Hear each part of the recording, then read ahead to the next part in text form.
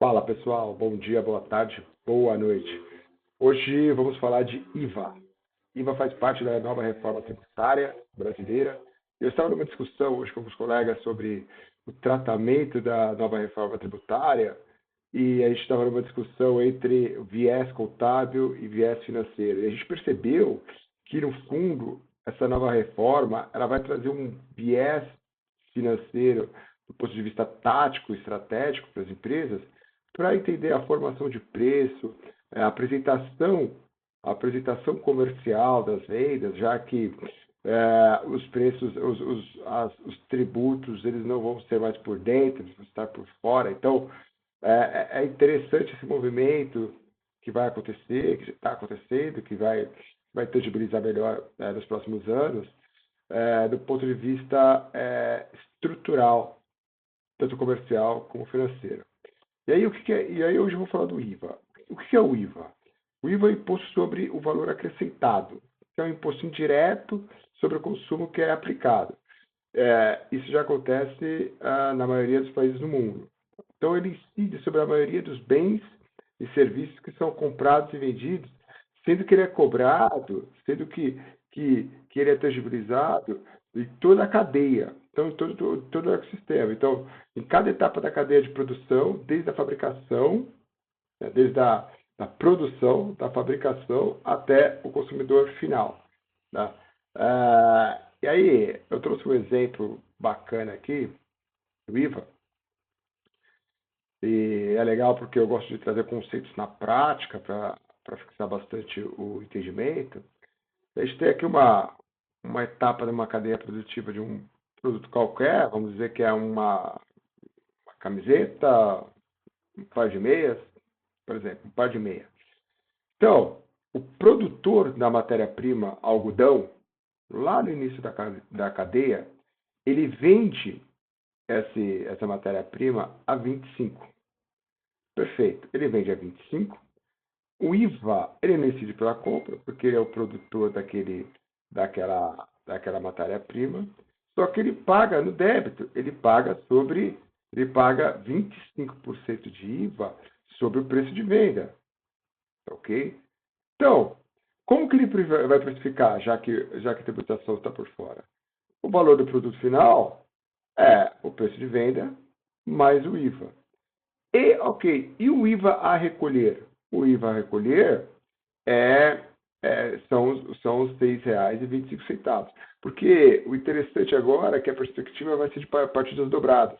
Vai haver um crédito e um débito, ok? Como ele não se creditou, porque ele não efetuou nenhuma compra, ele não tem esse benefício. Tudo bem. Então, o produtor rural, o produtor foi lá, vendeu o algodão, a indústria, ela comprou algodão a 25, ok?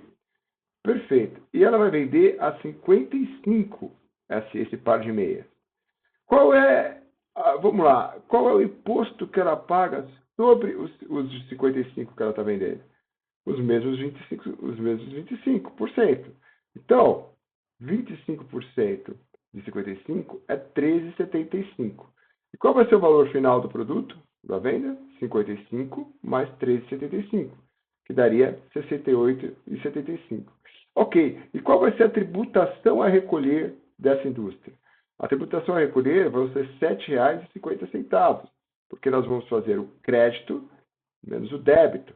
Então, o 0,65 de IVA na compra, menos os 3,75 de débito na venda. Então, o IVA a recolher vai ser 7,50.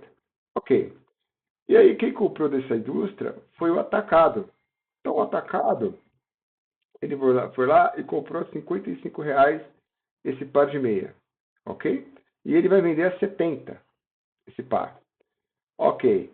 Qual é o IVA que ele está recolhendo? Ele está recolhendo o IVA de 17,50, porque são os mesmos 25% sobre a venda de R$ 70.